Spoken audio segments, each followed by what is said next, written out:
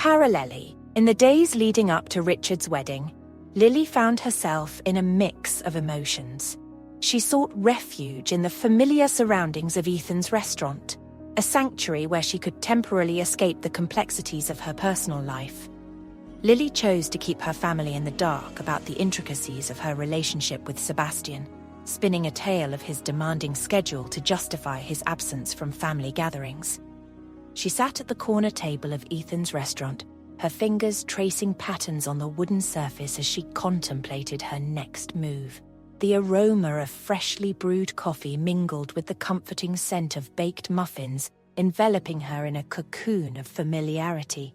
Ethan approached her with a warm smile. "The usual, Lily?" he asked with affection and familiarity. "Yes, please," Lily replied with a grateful nod. As Ethan disappeared into the kitchen, Mary, Ethan's mother who became Lily's confidant in the last few weeks, emerged from the bustling kitchen, a tray of pastries in hand. "How are you holding up, darling?" she inquired, her gentle eyes filled with warmth. Lily managed a weak smile. "I am okay, Mary, just trying to stay busy," she replied with exhaustion. Mary placed a comforting hand on Lily's shoulder. "You know, dear, you can always talk to me if you need someone to listen," she offered. Lily's eyes welled up with unshed tears, touched by Mary's kindness. "Thank you, Mary. That means a lot to me," she murmured, her voice barely above a whisper. As Lily savored her coffee, lost in her thoughts, she could not help but wonder how she had ended up in this complicated situation. Her mind drifted to Sebastian, and she thought, "Poor him. He does not even know the mess I have involved him in." And the looming spectre of Richard's wedding hung heavy on her conscience. She knew she could not keep hiding the truth forever, but the thought of confronting her family filled her with dread. Lily's only hope lingered on the prospect that Sebastian might attend the wedding without Sicil, preserving the facade she had constructed. Her lie became a fragile shield, protecting her from the scrutiny of her family and allowing her to maintain a semblance of normalcy. Unaware of Lily's fabricated tale, Ethan provided her with steady support. They both became a constant presence in each other's lives, offering companionship and a distraction from the complexities that surrounded them. Lily twirled the teaspoon between her fingers, her gaze wandering absently as she sat across from Ethan in their favorite corner of the bustling restaurant. "You know, Ethan," she began, "I've been thinking about ways to streamline the booking process for the restaurant, especially during peak hours." Ethan leaned in, his interest piqued. "Oh, do tell," he replied, his brow furrowing slightly as he listened intently to Lily's idea. "Well, I've been noticing how hectic it gets during lunch and dinner rushes," Lily explained, her words flowing with a newfound enthusiasm. "What if we implemented an online booking system?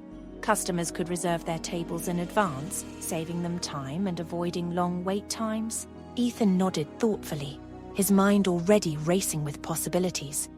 "That is a brilliant idea, Lily," he exclaimed, a smile spreading across his face. "It would definitely make things easier for both our staff and our customers." With a playful twinkle in his eye, Ethan added, "You seem to have become quite an expert on our customers in the last few weeks. I suppose this corner seat has become your new home during the past weeks." Lily chuckled, a faint blush coloring her cheeks. She admitted, "You could say that." Grateful for the light-hearted banter that momentarily eased the weight of her worries. As they delved deeper into their discussion, Lily found herself momentarily swept away by the excitement of brainstorming solutions to improve the restaurant's efficiency. For a brief moment, the weight of her own troubles lifted, replaced by a sense of purpose and amity in working towards a common goal with Ethan. Their conversation flowed effortlessly, weaving through topics ranging from logistics to customer experience. With each passing moment, Lily felt a glimmer of hope flicker within her, a reminder that amidst the chaos of her personal life, there were still moments of clarity and connection to be found in the simple joys of friendship and collaboration. Meanwhile, at the Turner family gathering in Ethan's absence, opinions about Lily varied, and the topic quickly turned into a lively debate. "I'm just saying," Alex began, leaning back in his chair with a casual shrug. "Lily seems like a good distraction for Ethan right now. She's bright, funny, and honestly, he could use someone like her to lighten things up a bit. It's not like he's planning a wedding tomorrow. Mary nodded thoughtfully as she poured tea. She's a kind girl, Alex. I've spent some time with her and she's going through a lot herself. I don't see any harm in Ethan being there for her. They're friends, and Ethan's always been the type to help someone in need. She glanced at Tia, sensing her tension. I think your unease might just be your hormones talking, sweetheart. You've got so much going on right now with the baby on the way. Tia rolled her eyes and crossed her arms, her tone sharp. It's not just hormones, Mum. Ethan barely got over Sicil, and now he's jumping headfirst into this friendship with Lily. I mean, what if it's not just friendship? What if he's setting himself up for more heartbreak? Alex chuckled softly. Tia, not everything has to be so serious. Maybe they're just enjoying each other's company. And even if it does turn into something more, so what? Ethan deserves to move on and be happy. Happy? Max Turner's voice cut through the room, firm and unmistakable. He set his newspaper down and fixed Alex with a stern gaze. Jumping from one ambitious woman to another isn't going to bring Ethan happiness. It'll only complicate his life further. Mary sighed, her voice gentle but firm. Max, that's not fair. Lily isn't Sicil. She's her own person, and from what I've seen, she's as kind and genuine as Sicil was. Max shook his head, his expression resolute. Ambition like that comes with its own set of problems. Ethan needs someone who can ground him, not someone who'll keep him running after a whirlwind. I'm not saying Lily or Sicil are bad people, but they are not what Ethan needs right now. He needs to focus on himself and take a break from relationships altogether. Tia, fueled by her father's rigidity, smirked slightly. You know, Dad, maybe Ethan falling for Lily wouldn't be the worst thing. She's strong and independent, and from what I've seen, she's brought out a good side of Ethan lately.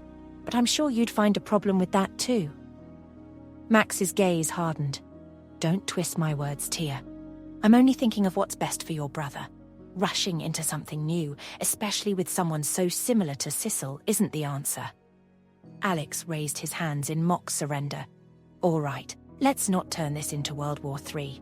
We all want what's best for Ethan. Maybe we should let him figure it out himself instead of turning it into a family referendum. Mary nodded, her voice calm and soothing. Exactly. Ethan is a grown man.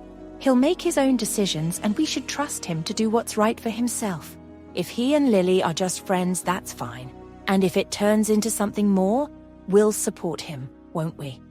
Max grumbled under his breath but didn't argue further, his disapproval evident. Tia remained quiet, her conflicting emotions swirling within her. Part of her still felt uneasy about Ethan moving on so quickly, but a small, rebellious part of her almost wanted him to fall for Lily, if only to challenge her father's narrow perspective. Alex shifted the conversation to the lighter topics, of debating whether it's a good idea to find out the baby's gender, or get surprised, launching a fresh debate amongst all, each family member silently hoping for Ethan's happiness in their own way.